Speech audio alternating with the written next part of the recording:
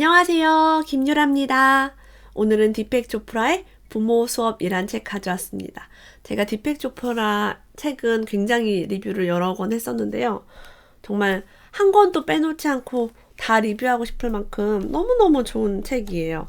제가 이렇게 이 작가의 책은 전부 다 리뷰하고 싶어요. 이런 책이 많지는 않거든요.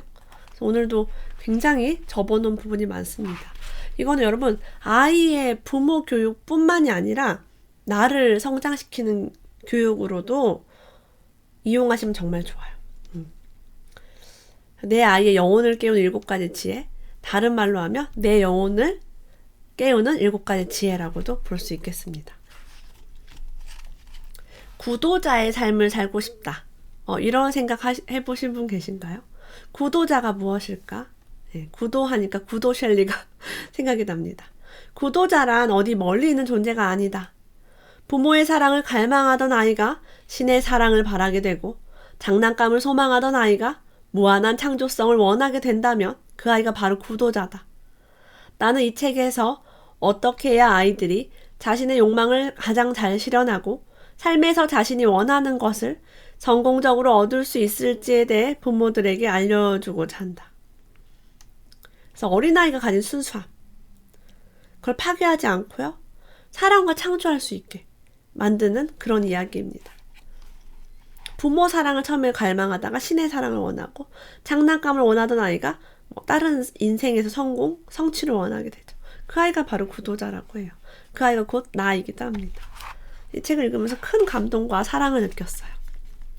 자, 우리 아이들이 성취하기 바라는 성공은요, 비물질적인 잣대로 평가되어야 한다고 합니다. 비물질적인 건 보이지 않죠. 몇 등? 몇 킬로? 얼마? 이런 걸로 측정을 할 수 없습니다.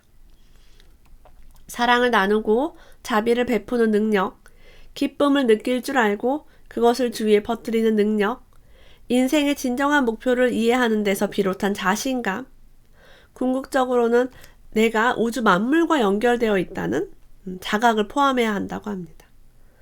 삶이 하루하루 소박하면서도 경이롭게 다가온다면 당신은 성공한 셈이다. 여러분, 꽃을 보면 예쁘고요. 밥 먹을 때 감사할 줄 알고 아이들이 웃는 것만 봐도 행복하시다면 바로 그 사람은 성공한 사람입니다. 그런 점에서 모든 아기들은 진정한 의미에서 성공한 인생을 살고 있다고 해요. 우리 아이들은 맨날 기쁘고 맨날 즐겁고 그렇죠. 아이들은 다 신기해하고 재밌어하고 물만 가지고도 잘 놀고요. 공만 가지고도 잘 놀고 즐겁습니다.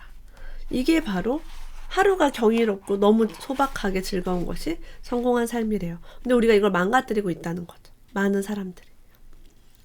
자, 7가지 영혼의 법칙은 이렇습니다. 첫째, 순수 잠재력의 법칙. 둘째, 베품의 법칙. 셋째, 인과의 법칙. 네 번째, 최소 노력의 법칙. 다섯 번째, 관심과 소망의 법칙. 여섯 번째, 초연함의 법칙. 일곱 번째, 다르마, 삶의 목적의 법칙이라고 합니다. 이 이야기를 한번 자세하게 나눠볼게요. 모든 사람이 무한한 성공을 누리는 것, 그것이 바로 신의 의도다라고 합니다. 신은요, 자연을 만들고 인간을 만들 때 무한하게 하도록 창조하셨어요. 첫 번째 법칙, 순수 잠재력의 법칙으로 아이에게는 이렇게 말할 수 있습니다. 넌 뭐든지 할 수 있단다. 두 번째, 베품의 법칙, 무언가를 바란다면 먼저 그걸 베풀어봐. 세 번째, 인과의 법칙, 네가 지금 내리는 선택에 따라 네 미래가 달라진다. 인과의 법칙에 따르면 과거에 이랬으니 미래도 이럴 거야 라는 생각에 선택하지 못하는 것들이 굉장히 많죠, 우리는. 내가 학벌이 없으니까 이걸 하지 못할 거야. 나는 멍청하니까 이걸 하지 못할 거야. 하지만 인과의 법칙은요, 네가 지금 내리는 선택에 따라 네 미래가 달라진다라고 합니다. 너의 과거에 따라 너의 미래가 달라진다가 아니라 너의 현재에 따라 미래가 달라진다. 여러분, 그러면 우리는 한 번도 하지 않은 선택을 하는 순간 나의 미래가 달라집니다. 우리는 어제와 같은 선택을 하고 있기 때문에 어제와 같은 오늘을 살고 있는 거죠. 굉장히 큰 깨달음을 주는 그런 문장이었어요.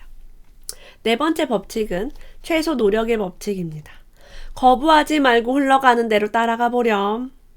조금만 노력하면 된다. 흘러가는 대로 해봐라. 5번째 법칙, 관심과 소망의 법칙입니다. 뭔가를 바라고 관심을 기울이는 것 자체가 소망의 씨앗을 심는 일이란다. 네가 바라고 관심을 기울이는 것 자체가 중요해 라는 거예요. 6번째, 초연함의 법칙. 삶을 여행하듯 즐기렴. 7번째, 다르마. 삶의 목적의 법칙. 네가 이 세상에 태어난 건 이유가 있어서란다.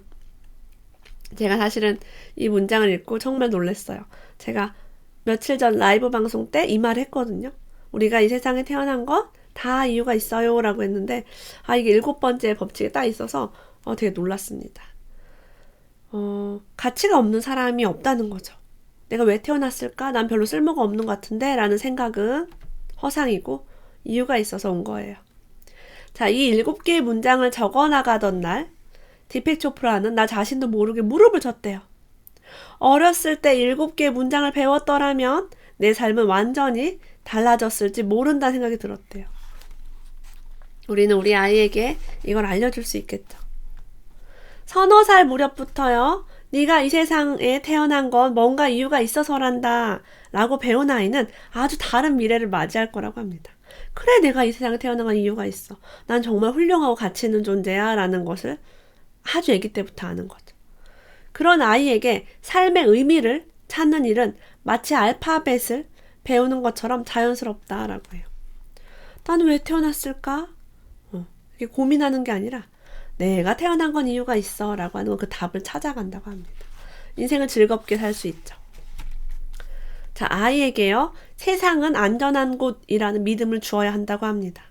이 믿음이 없이는 나의 영혼과 연결되기가 어렵대요. 자, 아기가 밤에 깜깜한데 자다 깨서 우는 건 너무 당연하죠.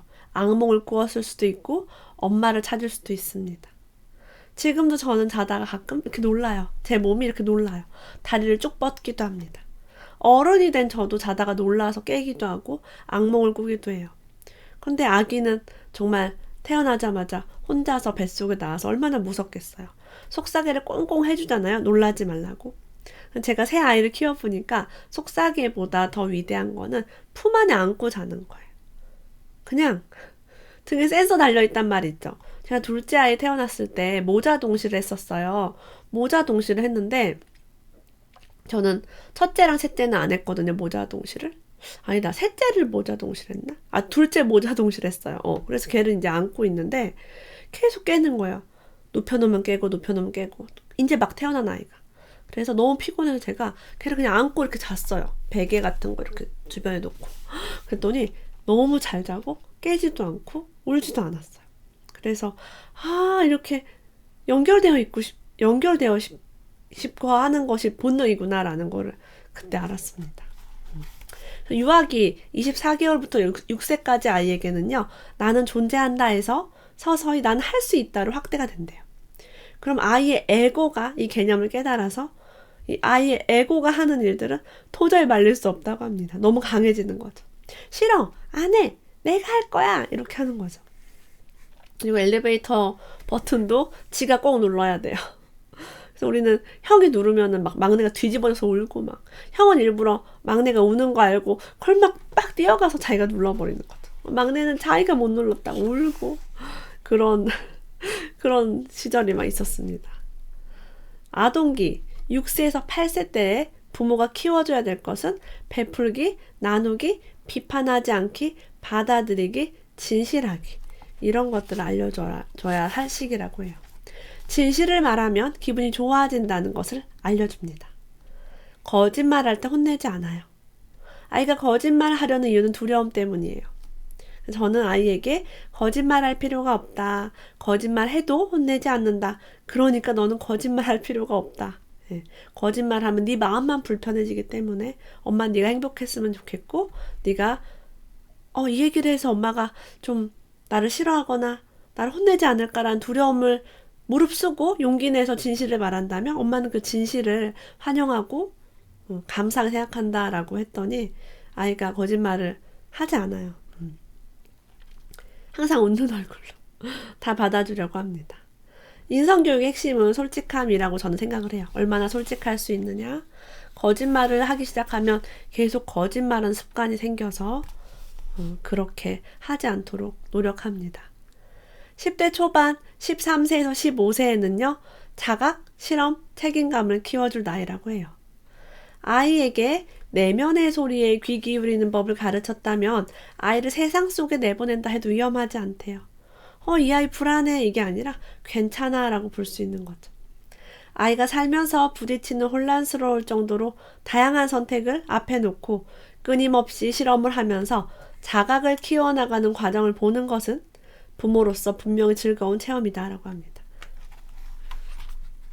아이가 자기 마음에 귀 기울이고 있다면 결코 잘못되지 않아요.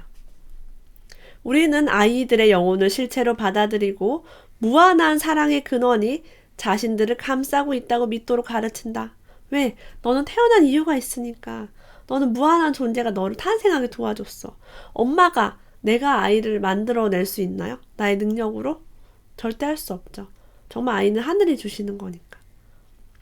우리는 아이들에게 벌을 줘야겠다고 느낀 적이 없다. 디펙 초프라는요, 아이를 키우면서 벌을 줘야겠다고 느낀 적이 없대요. 저도 마찬가지입니다. 잘못했으니까 혼내야겠다. 매를 맞아야겠다라고 생각한 적이 없어요. 우리가 실망하거나 화가 나거나 마음이 아플 때는 아주 솔직하게 아이들에게 알려주었다. 불편한 느낌이 들 때 네가 이렇게 해서 엄마가 불편한 느낌이 들어. 여기에 뭐 더해져서 엄마는 어렸을 때 이렇게 하면 야단 맞았거든 까지 이유를 좀 알려주면 아이가 하고 이해할 수 있죠. 엄마는 이렇게 했을 때 두드려 맞았어. 그래서 네가 이렇게 행동하면 엄마가 불편해 라고 할 수 있겠죠. 근데 이거는 그 아이의 잘못은 아니고 나의 어떤 경험과 나의 감정의 잘못일 수 있어요. 우리는 언제나 아이들이 우주의 선물임을 알았대요. 좋은 쪽으로든 나쁜 쪽으로든 아이들은 다른 누군가와 비교하지 않았다라고 합니다. 이를 통해 아이들 스스로를 완전하다고 느끼게 했다고 해요. 우리는 아이들에게 다른 사람의 삶을 변화시킬 수 있는 재능이 있다고 이야기해준다. 삶 속에서 그들이 원하는 것은 무엇이든지 변화시키고 창조할 수 있다고 가르친다. 다른 사람들에게 기쁨과 의미를 주는 것이 가장 좋다라고 가르치고요. 마지막으로 우리는 아이들의 꿈을 북돋아준다. 즉, 자신의 욕망을 믿고 따르라고 가르친다. 네가 원하는 걸 해라 라는 걸 가르친다는 거예요. 네가 좋아하는 걸 해 라는 거죠. 자, 우리는요. 가슴이 무엇을 말하는지, 가슴이 어떤 걸 안내하는지 나의 내면의 안내자의 목소리를 따르라고 해요. 가슴은 모든 가능성이 넘쳐 흐르는 영감의 근원이다. 가슴은 순수한 잠재력의 차원과 연결되는 곳이다. 따라서 가슴으로 느끼지 못하는 성공이라면 그건 성공이 아니다. 좋아하는 사람을 보면 가슴이 막 떨리는가요? 맛있는 음식을 보면 가슴이 막 설레고요. 저 부동산 투자할 때도요. 가슴이 떨리지 않는 물건은 사질 않습니다. 머리로만 조건을 따지거나 누가 저게 좋으니까 사라고 하거나 이런 게 전혀 상관이 없어요. 여러분, 누가 저 사람 좋으니까 결혼해 이러면 결혼할 수 있겠어요? 예, 똑같아요. 투자도 내 가슴이 떨려야 됩니다. 그래서 이 가슴은 모든 가능성이 넘쳐 흐르는 영감의 근원이래요. 모든 가능성이 별표할까요? 사랑뿐만이 아니라 우리가 돈을 벌거나 일을 할 때도 가슴이 원하는 일을 해야지 진정한 성공을 맛볼 수 있다는 거예요. 여러분, 가슴의 소리, 내면의 소리에 귀를 기울이시길 바랍니다. 자, 우리가 뭐든지 할 수 있다는 가능성을 보기 위해서 가장 좋은 것은 자연을 보는 것이래요. 드넓은 창공이나 비바람 따위에도 끄떡없이 우뚝 솟아있는 산을 보면은 난 뭐든지 할 수 있어 라는 기분이 자연스럽게 샘솟는다라고 해요. 광대한 자연의 그 광활함, 그런 걸 봤을 때 우리는 무한함을 함께 느낄 수 있죠. 그리고 자연의 위대함을 알 수가 있습니다. 그리고 우리가 그 자연의 일부라는 것도 알 수 있어요. 사람들은 누군가 자신을 화나게 하거나 우울하게 하거나 두려움을 느끼게 하면 그 부정적 감정들을 그 사람의 탓으로 돌린다라고 해요. 저 사람 때문에 화가 나. 저 사람 나한테 욕을 했어라. 하지만 우리 본성 안에서 어떤 것도 외부의 누군가가 창조하거나 파괴할 수 없다. 내 본성을 누가 창조하거나 파괴할 수 없대요. 나는 나이기 때문에. 그래서 판단하지 않기를 아이에게 가르치는 게 중요하다고 합니다. 어떤 판단이냐면 누가 잘못했어, 누가 나빠, 옳고 그름이 있어 라는 거죠. 저는 아이들에게 가르친 것 중에 하나가 누가 잘못했기 때문에 뭐 사과해라, 누가 잘못했으니까 화해해라 이런 말을 하지 않았어요. 그 자연스럽게 잘 싸웠고 잘 두드려 팼고 하지만 위험하니까 뭐 눈을 찌르거나 얼굴을 핥히지는 말아라 그냥 이 정도만 했지 뭐 잘못했고 막 누가 옳았고 막 제가 판사처럼 그렇게 하지 않았어요.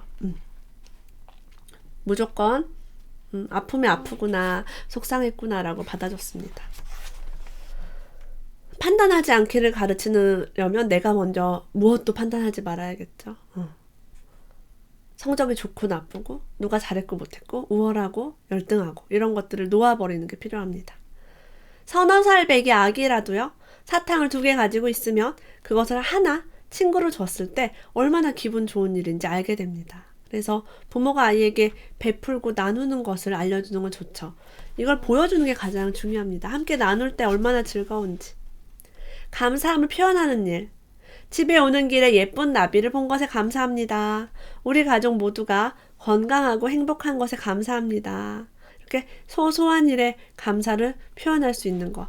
이거 엄마가 먼저 해야지 아이가 따라할 수 있겠죠. 저는 아이에게 이런 말을 많이 합니다.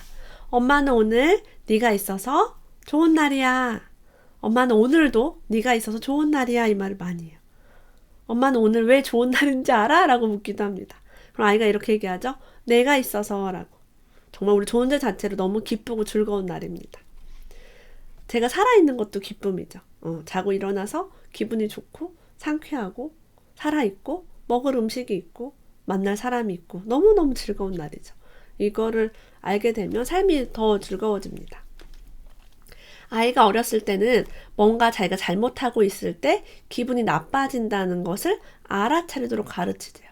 그러니까 막 혼내고 잘못했어 벌 주고 이게 아니라 너의 기분이 나빠질 거야. 네가 뭔가 잘못할 때 친구를 때리거나 뭐 예를 들면 뭘 훔치거나 이랬을 때 네 마음이 불편할 거야. 그럼 그 아이가 양심이라는 개념을 나중에 알게 된다고 해요. 그 정도만 알려줘도 좋죠. 저도 그래서 아이가 거짓말할 때 거짓말하면 네 마음이 불편할까 봐 엄마 걱정돼. 그리고 엄마는 네가 거짓말하지 않고 진실해도 괜찮아. 웃으면서 정말로. 안 혼내 그런 일로. 엄마는 어렸을 때 거짓말하다가 이렇게 진실했더니 혼났어요. 진실했더니 혼나서 그 다음부터 진실하지 않기로 결심을 하고 평생 거짓말을 하고 또 거짓말하고 막 만들어내고 내가 지난번에 어떤 거짓말했지? 복잡하고 외우지도 못하면서 거짓말도 머리가 좋아야 잘하는데 그래서 너무 힘들었다. 그런 얘기도 함께 할 수 있겠죠. 최소 노력의 법칙이 뭐예요? 작게 노력해도 무한하게 이루어낸다. 여러분 잡초가요 심지도 않는데 막 자라요. 그죠? 냉이도 막 자라고요. 산에 쑥이 널려 있고요. 고사리 너무 많아요. 자연은요. 최소한 노력으로 많은 것을 이루어냅니다. 인간도 마찬가지예요. 최소 노력의 법칙을 믿게 되면요. 우리 자신에게 신뢰와 인내를 주게 된다고 해요. 우리는 치열하게 경쟁하고 고군분투해야만 성공에 이를 수 있다고 배웠지만 사실은 나의 욕구와 나의 마음을 신뢰하는 게 훨씬 더 중요하다라고 합니다. 저는 김유라 TV를 만들 때 내 채널은 편집하지 않아도 잘 된다라는 생각을 가지고 있었어요. 편집하기가 너무 힘들었거든요. 최소한의 시간만 투자해서 나는 잘 된다. 나는 어차피 맨날 책을 읽으니까 책을 조금만 리뷰하고 편집 하나도 없이 해도 잘 된다라고 생각을 했고 최소한 노력을 하고 있습니다. 자막도 없고요. 방금 아까 핸드폰 소리가 울리기도 한 적도 있었고 그랬죠. 어린아이는요. 꿈과 소망을 품긴 하지만 이게 이루어질 때까지 인내심을 가지고 지속적으로 관심을 기울이지 못한대요. 어른도 마찬가지죠. 꿈이 있지만 금방 포기하고 잘 안 돼요. 왜? 소망이 당장 이루어지지 않으면 떼를 쓰고 칭얼거리고 괴로워한다고 합니다. 그럴 필요가 없다는 걸 엄마는 아이에게 가르쳐야죠. 아이가 무엇을 바라는지 부모가 계속해서 귀를 기울이면 아이는 안정감을 느낀대요. 꿈이 당장 이루어지지 않더라도 계속 들어주는 거예요. 그래서 우리의 꿈, 자, 어른이 된 나의 꿈을 누가 계속 들어주고요. 그 멘토가 나와 생각을 공유하고 나를 독려하고 조금만 더 하면 될 거야. 네 나이 몇 살 때는 이룰 수 있을 거야 라고 했을 때 안정감을 느낄 수 있겠죠. 혹시 저는 꿈을 잘 이루어 본 적이 없어요. 꿈이 잘 이루어지지 않아요 라고 하시는 분은요. 부모가 귀를 기울여주지 않았을 가능성이 매우 큽니다. 그럼 우리는 부모 대신에 이걸 귀 기울여주는 나의 꿈 멘토, 꿈 스승님을 찾는 것이 좋겠죠. 나와 비슷한 꿈을 이룬 사람, 나를 공감해줄 만한 사람을 찾으면 됩니다. 그 꿈을 이룰 수 있어요. 저도 제가 꿈을 이루는 여기까지 오는 여정에 많은 스승님과 멘토들이 있었습니다. 지금도 계속 도움을 받고 있어요. 자, 아이에게 이런 질문을 할 수 있대요. 지금 너는 어디쯤 와 있니? 저는 저한테 이런 질문 하시는 분이 많아요. 김유라 씨는 어디쯤 와 있나요? 라고. 저는 10% 혹은 20%쯤 와 있습니다. 라고 얘기를 하거든요. 근데 이것도 에고의 이야기인 것 같아요. 나는 아직 충분하지 않아 라는 뜻이네요. 영적 차원에서는요. 이렇게 대답할 수 있대요. 나는 지금 내가 바라던 그곳에 와 있어. 너무나 완벽하고 완전하고 완전히 좋은 이야기죠. 이 대답에는 엄청난 안정감이 들어있대요. 당신은 이런 안정감을 아이와 함께 키워나가야 한다고 합니다. 그래서 너는 지금 어디쯤 와 있니? 했을 때 난 완벽해. 지금 내가 원하던 그곳이야 라고 말할 수 있을 때까지 좀 더 마음의 훈련을 해야겠네요. 자, 그리고 아이가 스스로를 유일무이한 존재를 느끼게 하래요. 부모와 우주가 자신만을 원한다고 느끼게 해주래요. 온 우주가 나를 불러서 이 세상에 왔어. 우리 부모가 나를 너무 원해서 내가 이 세상에 왔어라. 반대로 너를 낳기 싫었는데 낳았어. 아유, 네가 딸이어야 되는데 아들을 낳아서 속상해. 아들이 너무 많아. 라고 부모가 불평한다면 아이는 존재 자체로 나는 괜히 왔구나. 쓸모없구나 라고 알게 됩니다. 이것을 유일무이한 존재로 수정하는 게 매우 중요하고요. 나 자신도 내가 이걸 수정을 해야 하고 내 아이도 그런 존재라는 걸 알아야 합니다. 그렇지 않으면 인생이 굉장히 힘들고 불편해질 수 있어요. 끝으로 사랑보다 더 근본적이면서 부모에게 반드시 있어야 하는 단 한 가지가 있대요. 우리가 한번 기억해 볼게요. 순수함이라고 합니다. 순수함이야말로 사랑의 근원이다라고 해요. 순수한 사랑, 다르게 말하면 조건 없는 사랑. 조건 없는 사랑, 우리 아이가 어떻게 생겼든 키가 작든 공부를 못하든 말이 좀 늦든 상관없이 그대로 있는 그대로 사랑해 주는 거죠. 부모나 아이의 내면에 깃들어 있는 한 사람, 자신과는 다를 수밖에 없는 그 한 사람에게 완전히 열려 있어야 한다라고 해요. 아이는 나와 다른 존재. 그 사람에 대해서 열려 있으래. 그 사람이 어떻게 하든 괜찮아, 완전해, 사랑해 라고 바라볼 수 있어야 된다. 순수함 속에서는 이 사실을 평화로운 마음으로 받아들일 수 있다. 또 순수함이란 삶이 불확실성으로 가득 차 있다는 인식이래요. 그래서 우리 아이가 예측할 수 없는 방향으로 나갈 수 있다라는 것을 이미 알고 있는 것이죠. 순수함은요, 이해관계를 떠나서 정말 깊은 사랑을 가졌을 때 가지고 있을 수 있다고 합니다. 그래서 인생은 이 자체가 완벽한 학교이기 때문에 부모는 무엇을 아이에게 더 막 가르치고 큰 노력을 할 필요가 없다는 것을 깨닫게 돼요. 그래서 성숙한 사랑, 그리고 나를 성장시키는 사랑, 정말 아이를 위한 사랑을 원한다면 디펙 조프라 책을 한번 읽어보시길 바랍니다. 오늘도 끝까지 함께 해주셔서 감사합니다. 다음에 또 만나요.